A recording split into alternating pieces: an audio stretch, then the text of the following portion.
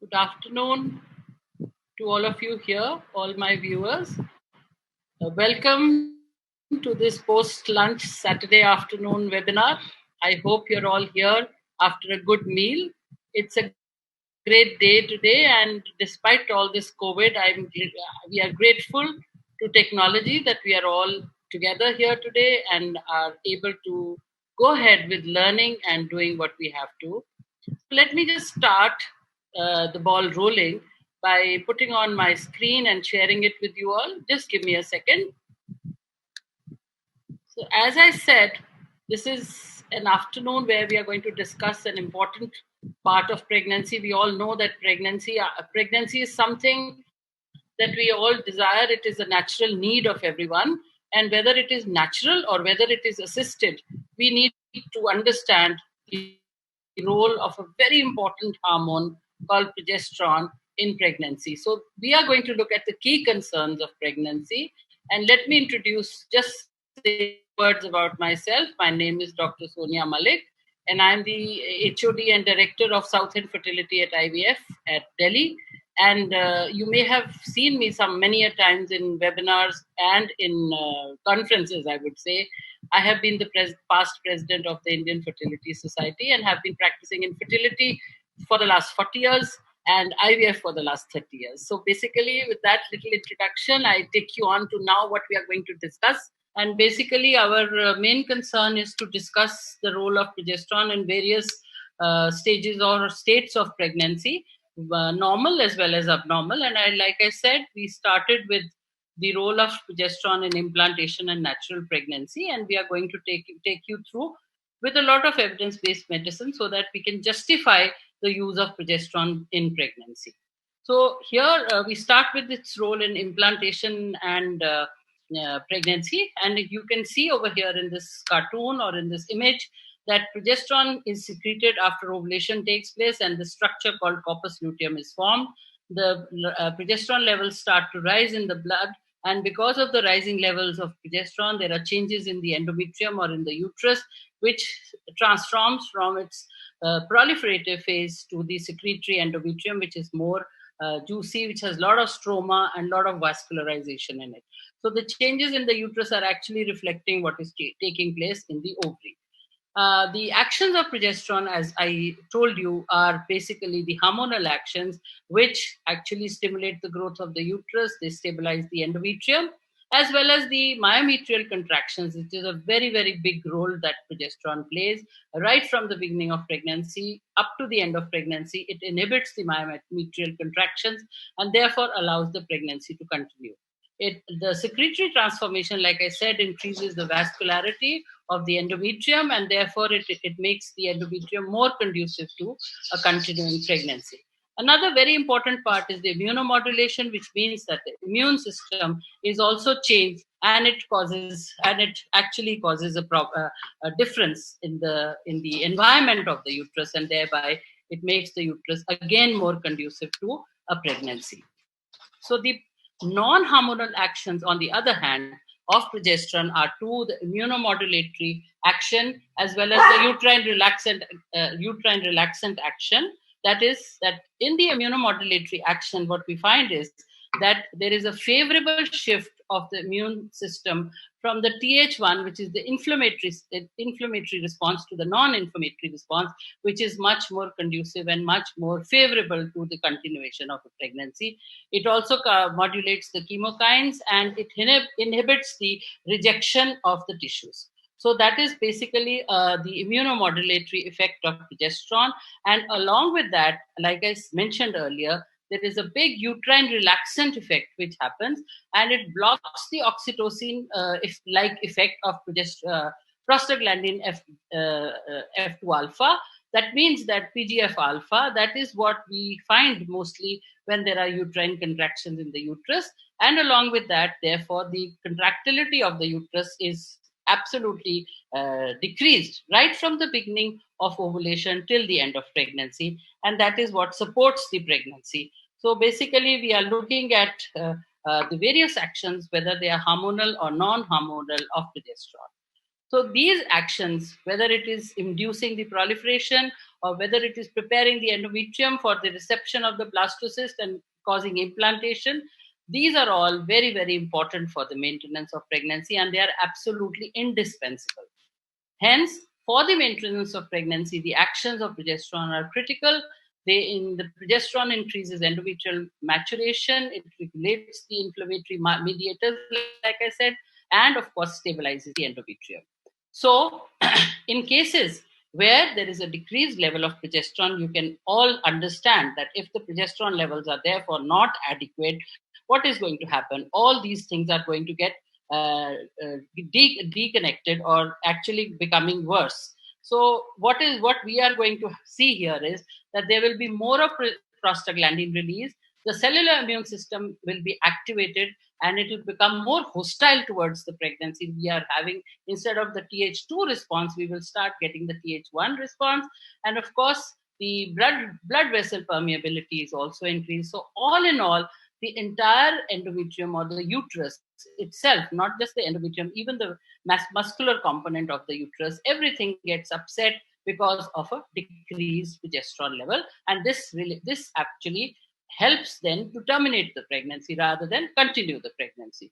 Therefore, progesterone is the most important hormone in order to make the pregnancy continue.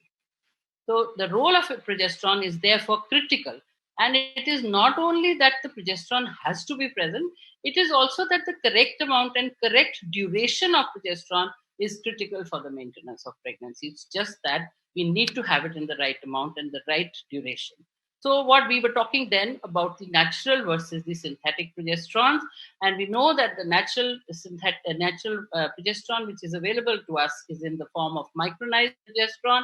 This has no effect on mood, on cholesterol and pregnancy outcome, and it may cause some amount of fatigue and sedation, which we try to overcome by different methods.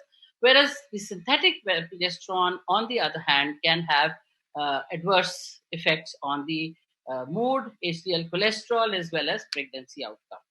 The commercial preparations, like I told you, were two, natural as well as synthetic. And in natural, we are talking about micronized, and in the synthetic, majorly about diasteron. The others are all 19-nor testosterone derivatives. Hence, they are, and the new progesterones, progestogen, are not to be used in pregnancy. Now, coming back to the how the natural progesterone is formed and how we have changed it into micronized, what have we done to it?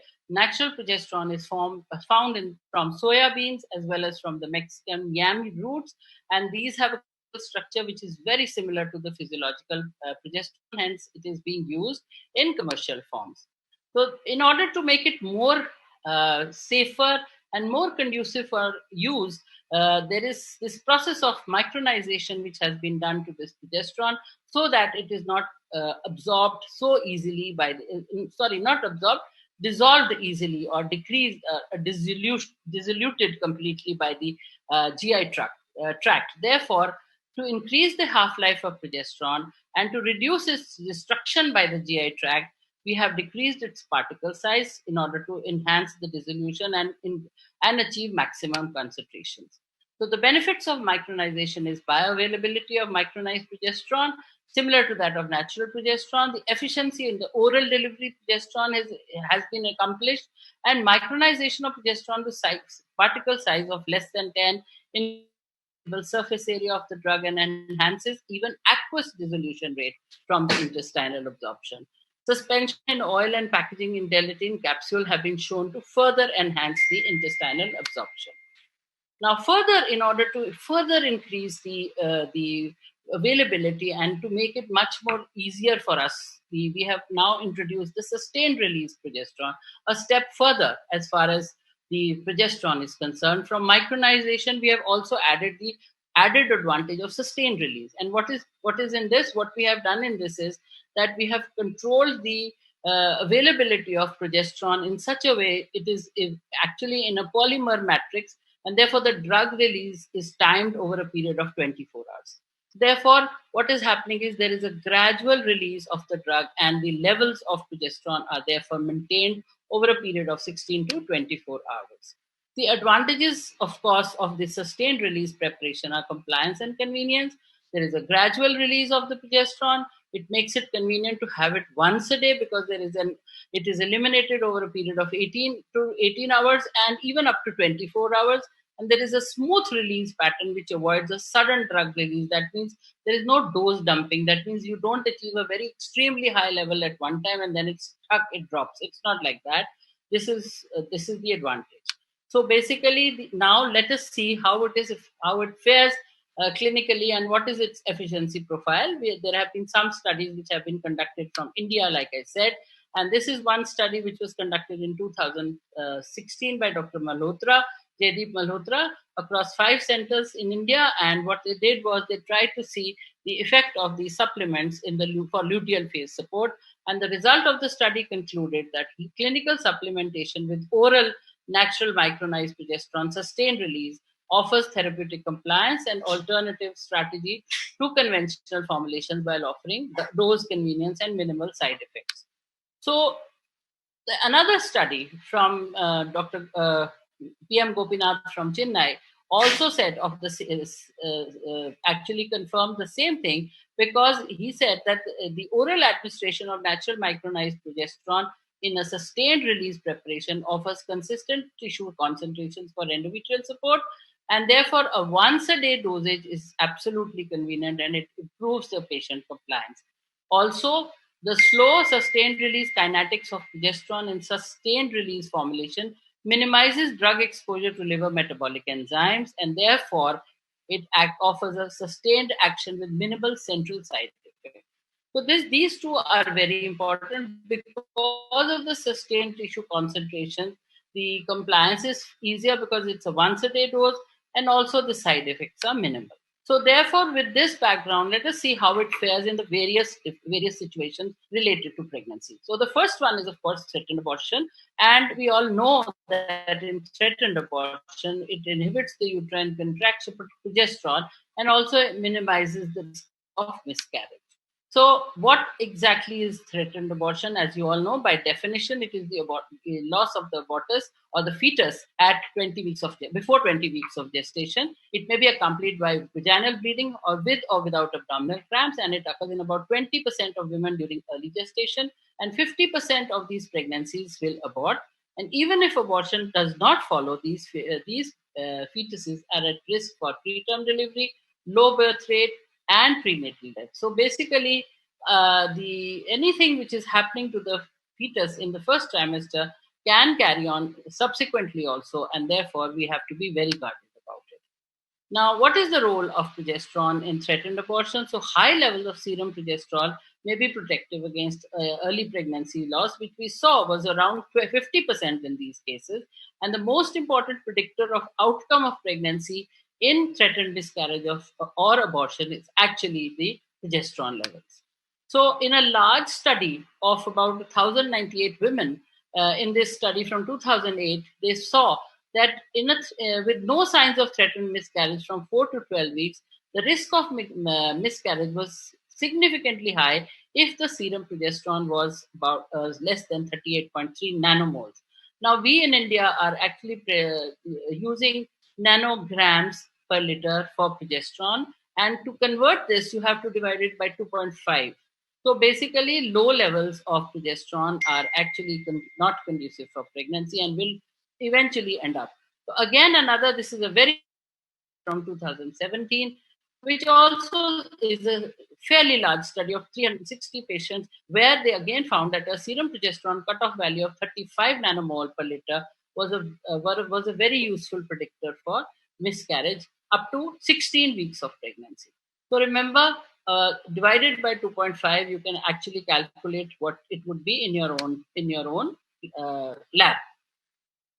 Again, the accuracy of a single progesterone test to predict pregnancy outcome in women with pain or bleeding. This is a meta-analysis of 26 cohort studies and a large number of patients, about 9,500 patients, among which symptoms or an inconclusive ultrasound assessments, progesterone test. That means in 5 studies with 1,998 participants, the cutoff value was from 3.2 to 6 nanograms, and here again it is nanograms was predicted.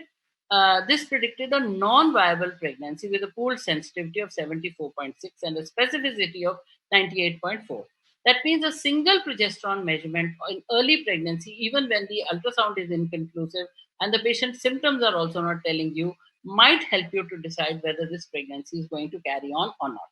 So basically, it is worthwhile looking at the progesterone in these cases. So then, what is the effect of progesterone suppository on threatened abortion?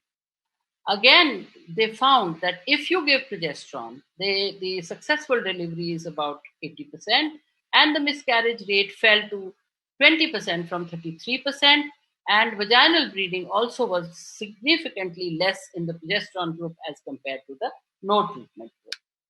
So the effect of progesterone suppository, therefore, on it reduced the number of abortions, and it also reduced the number of abnormalities related to that threatened abortion, which was found in these pregnancies.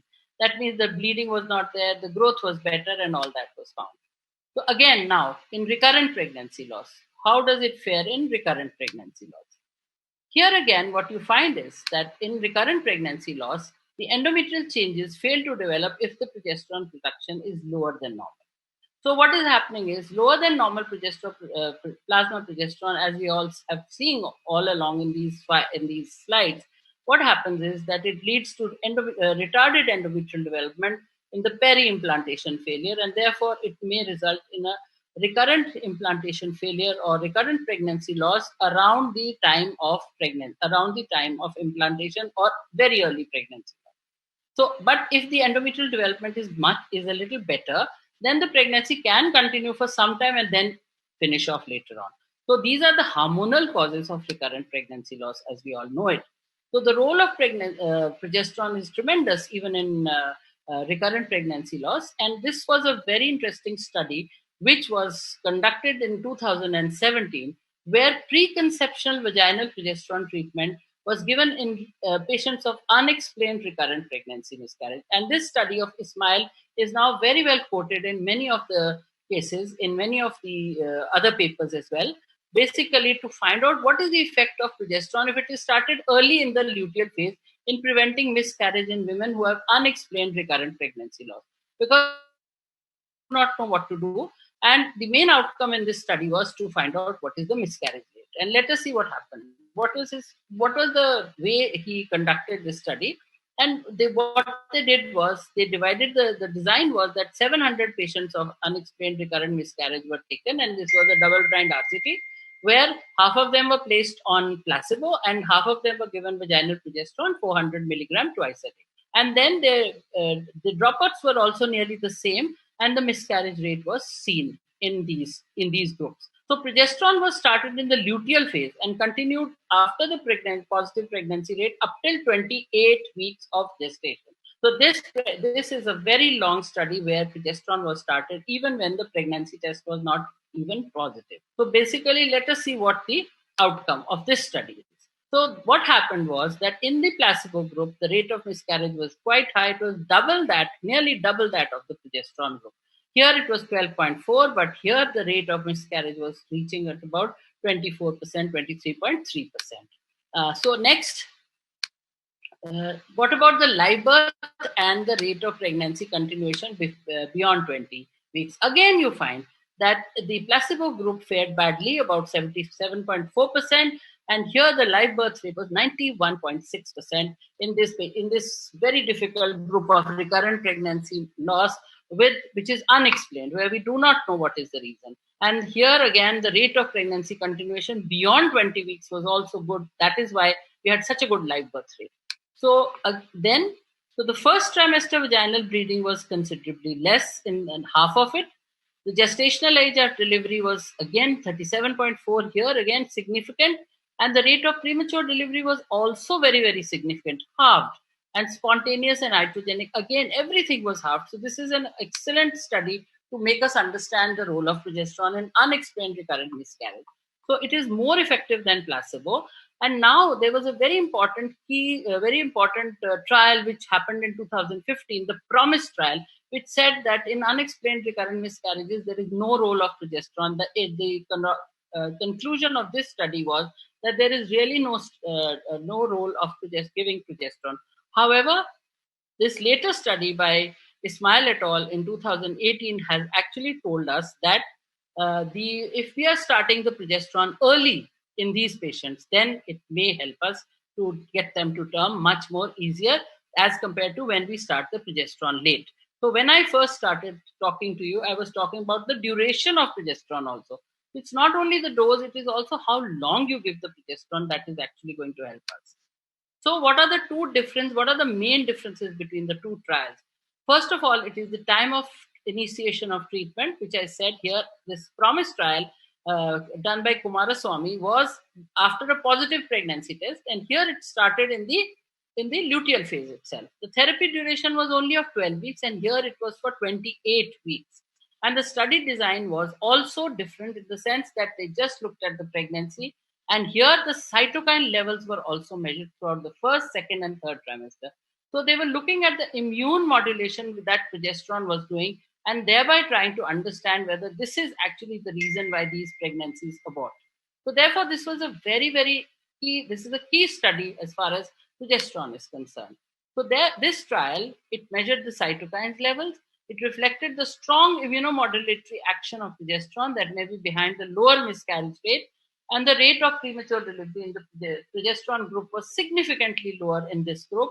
The dose used were 400 milligram vaginal progesterone twice daily, starting from the luteal phase and continuing after a positive pregnancy rate test up to 28 weeks of gestation. So remember, it was a long progesterone support which was given in this group and this study by Ismail et al. So the evidence, this actually, it supports the clinical finding and by the laboratory tests. And what happened was that they looked at the cytokine levels and they actually found that there was a significant decrease in the Th1 cytokine, that is IL-2, interferon gamma, and an increase in the Th2 cytokines, that is IL-10, throughout the first, second, and third trimester. So therefore, the pregnancy friendly cytokines increase by giving progesterone, and the pregnancy harmful sorry cytokines IL-2 and interferon gamma, they decrease, thus making the environment friendly for continuing a pregnancy.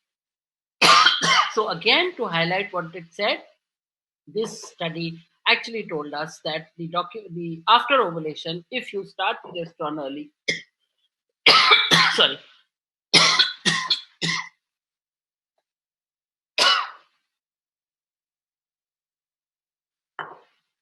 it actually improves the pregnancy outcome, because maybe it is helping through the immune modulation.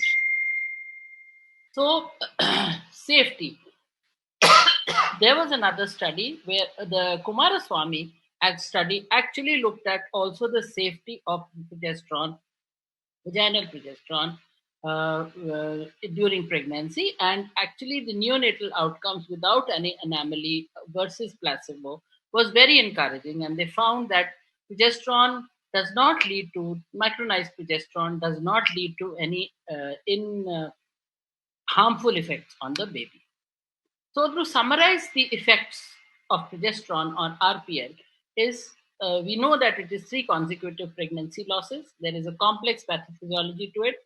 The most commonly recognizable causes are luteal phase defects and immunotolerance derangements. And progesterone actually essentially is an immune modulator for early pregnancy. Women with idiopathic pregnancy loss may benefit from progesterone treatment, and progesterone's role is probably exerted in expression, modulation, and inhibition of various growth factors and cytokines during this period.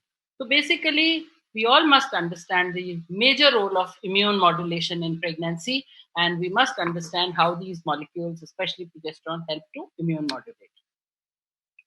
Coming then to another major area where progesterone is also helping, this is preterm labor and birth prevention, the role of progesterone. And again, what is the impact of a late preterm birth? Let us just first look at that. It is a major problem. We all know it. So it increases the mortality risk by about threefolds. The increased morbidities are respiratory distress, temperature instability, hypoglycemia, jaundice, attention deficit disorders, increased hospitalization costs, etc. So basically, if you have all this, then definitely it makes a case to decrease these preterm births and not let them happen. So hence, we must look for options which are actually going to decrease the preterm births. So these are the risk factors of spontaneous preterm birth. The non-modifiable risk factors are the race according to the ethnicity, and of course we have a lot of it here in India as well. The age, if the woman is too young or she is too old, poor nutrition, pre-pregnancy weight, low socioeconomic status, absent antenatal care, cervical injury, uterine anomaly, excessive uterine activity, that means the muscle action, premature cervical dilatation, again because of motility of the uterus or increased motility, and then of course an over distended uterus. So all these factors are actually leading to preterm labor. So, how does uh, the reversal of progesterone to estrogen action, again, the action, how does it happen? How does progesterone then act, and how does it help to counter all this? So, the actions of progesterone are it inhibits the cervical ripening because obviously, because its quietening effect upon these tissues of the uterus. It reduces the myometrial contractility. It reduces the oxytocin receptor synthesis in the uterus because I told you it has an effect on the PGF alpha 2 receptors as well. And it also reduces the function of the oxytocin receptor, thereby decreasing the myometrial contractility. Hence, progesterone has a very, very softening or dampening effect on the uterine musculature. So therefore, there is a definite prolonging of pregnancy, and there is an increased survival with according to the gestational age in these patients. And you can see that it is very, very encouraging to see that there is a 99% survival rate in such patients once progesterone is continued in pregnancy.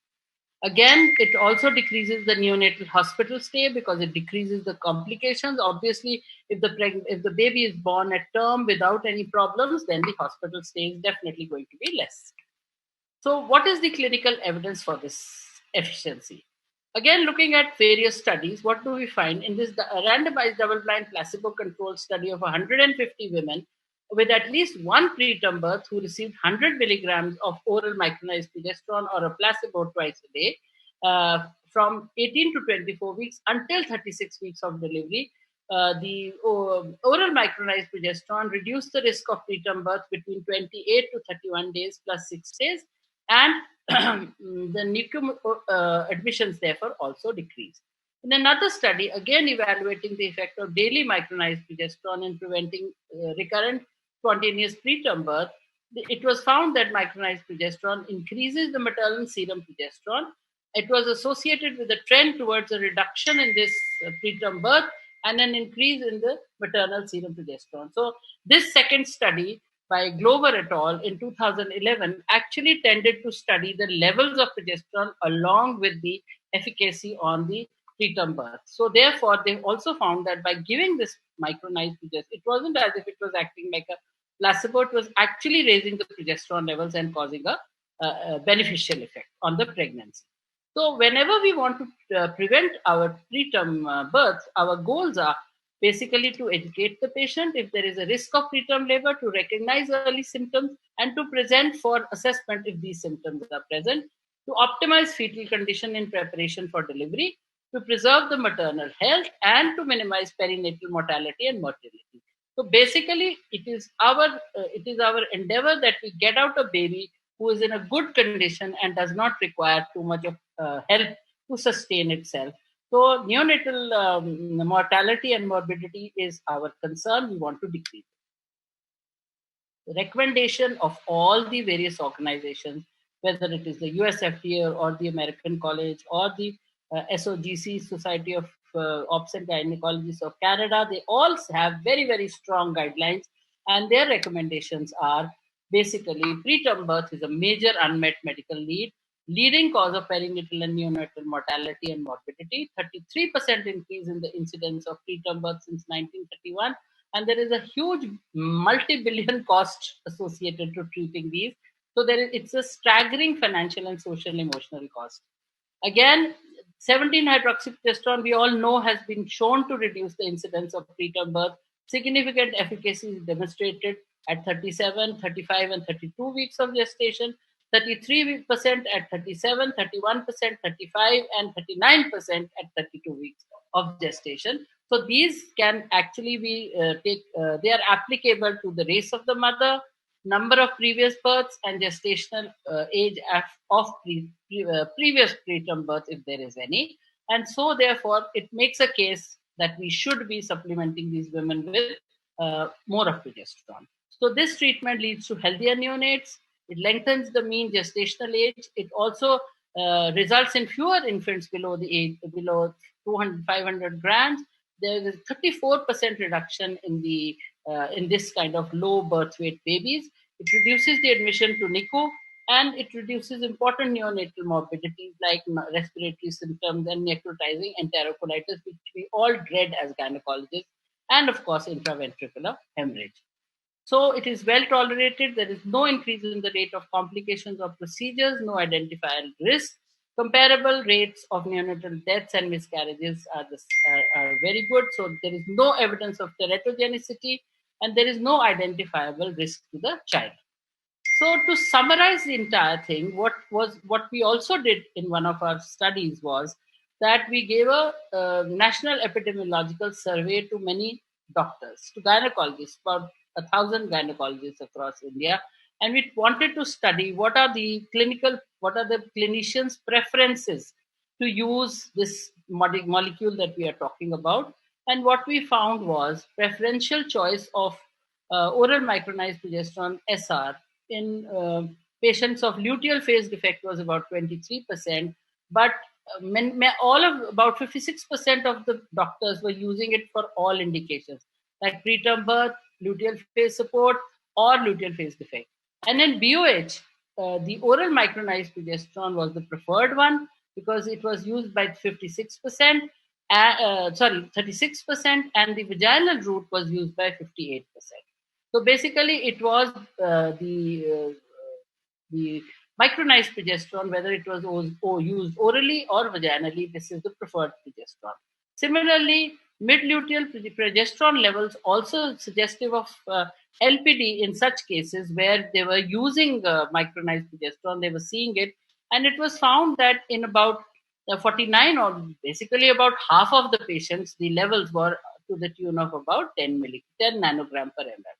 So, in patients who were showing a history of bad obstetric history with short periods, we found that the number of patients were quite a few. And in all these patients, what was the preferred progesterone was the oral micronized progesterone. And many of these doctors, our colleagues, are using this in order to enhance the results. So, the key message is that progesterone needs to be used to support pregnancies, and it is a good idea to get the progesterone and see if it is very deficient. Suppose it is to the tune of about 5, then you really have to give this patient a huge amount of progesterone in order to support that pregnancy. However, if the levels are lying between 10 and 15, the pregnancy will continue but might need supplementation as it grows. So therefore, progesterone levels can actually guide you to how to support the pregnancy. So with that, I thank you very much, and again apologize for the tremendous this thing a glitch in this presentation and my talking to you all. But I'm very happy to take questions from all of you if you have any questions for me. Let me look at my chat box and see if there are already some questions. I would be very happy to answer them. Yes, I can see some questions over here. So I will stop sharing my screen now and I will try to see if I can answer some of your questions.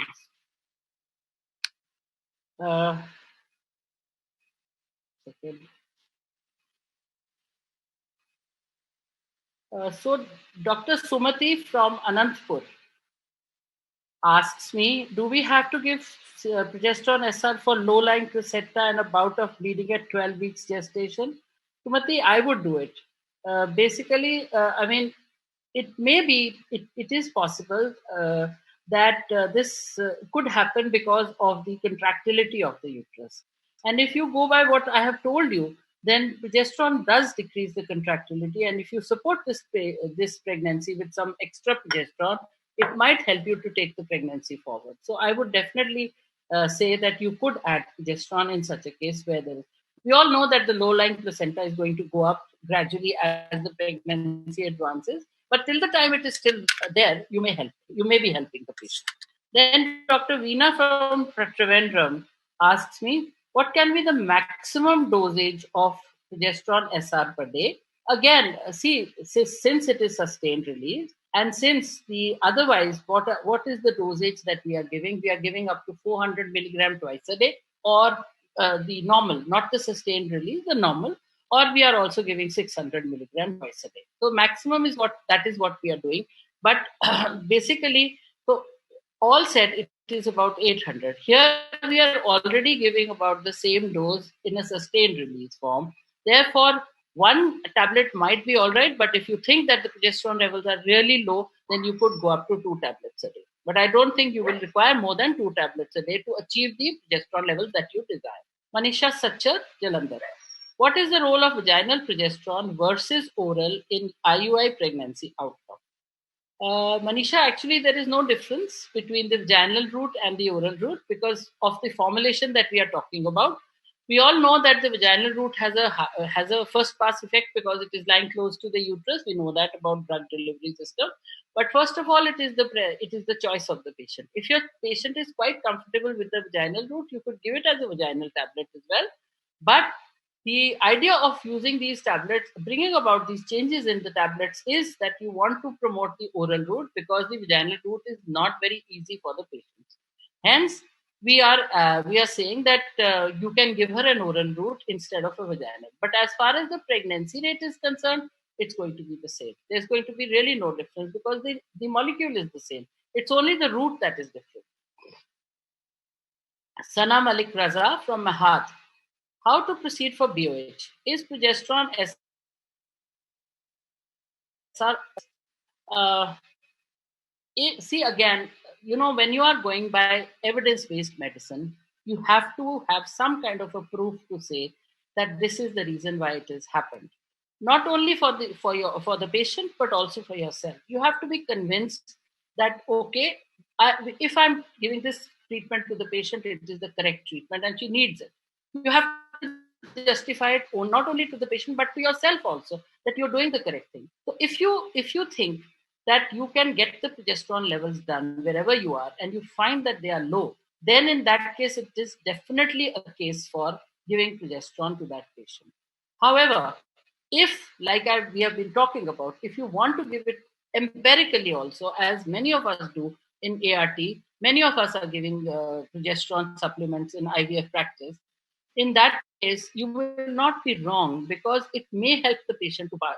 The excessive dose of progesterone may not harm her, but yes, it might help her. So therefore, there is actually nothing against it. However, there may be no evidence to what you are doing. So therefore, just be careful on what kind of a patient you are dealing with. Ritesh Kumar Jain, Udaipur. What is the role of HCG injection for luteal phase support? Yes, that is something that I mean, it's a good question, and I think you should be knowing the answer because we know that we are only trying to rescue the corpus luteum by giving HCG.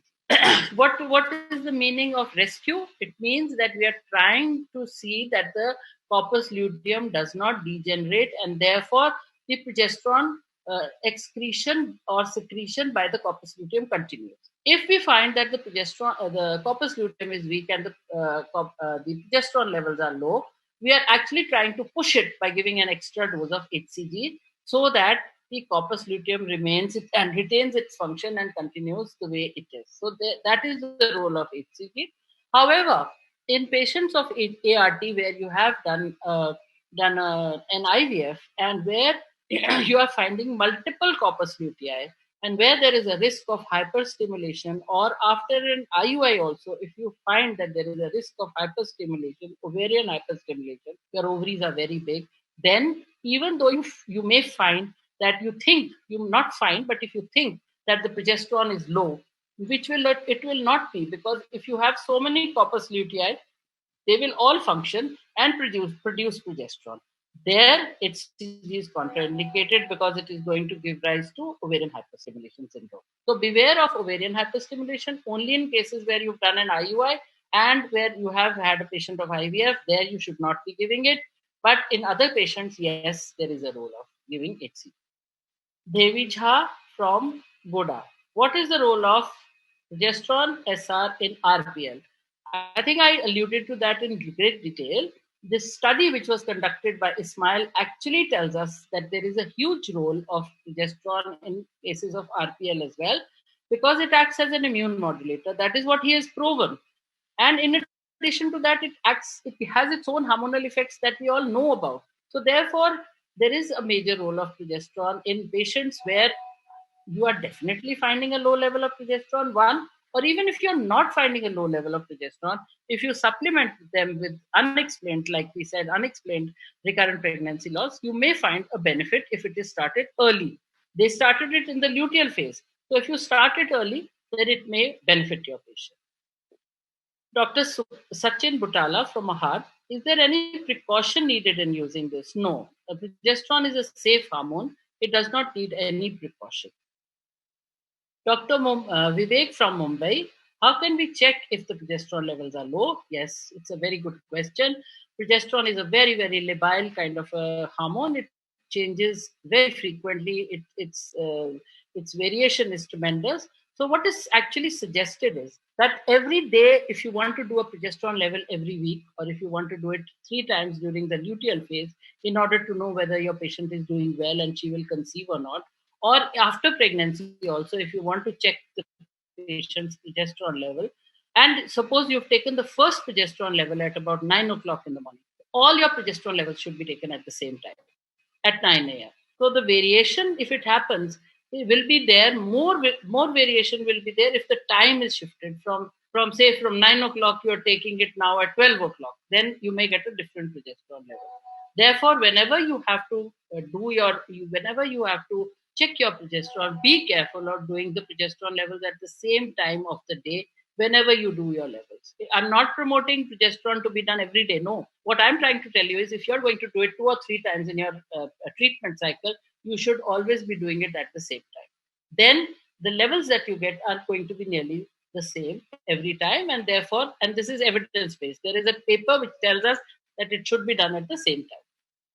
Okay, so dydrogesterone versus progesterone SR, what would you prefer for luteal phase defect? Well, both the molecules have their own advantages and disadvantages. Like we said, the natural micronized progesterone has its own advantages. It has a beneficial effect on HDL, where the other one does not. But of course, having said that, our primary concern is mainly with pregnancy, and we find that the pregnancy rates are nearly the same in both the kinds of progesterone.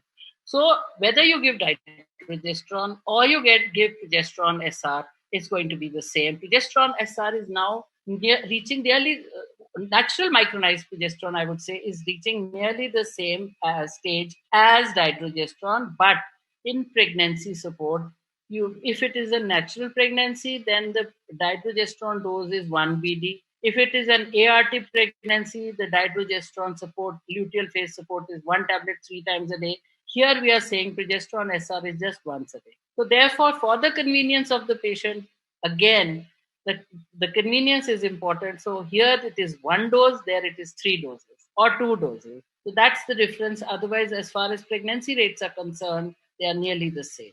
There's really not much difference. I think that is all there is in the question. I don't think we have any more questions. And once again, before I leave all of you, I would really, truly apologize for the problem that this internet connection has created, but it was beyond me. And I hope you will all excuse me for this. But I do hope I have been able to convey what I wanted to tell you. And I do hope that the progesterone, the molecule, which seems so simple to us, which we've been using ever since medical school, I have been using it for 50 years now, is still a very complex molecule. And the more you know about it, the better your results will be. So with that, I'll leave you with some new thoughts on the use of oral micronized progesterone in its sustained release form. So do try to use this new formulation of progesterone, and I'm sure you'll be very happy with the results. Well, thank you very much. I'm signing off now. Thank you very much to all of you.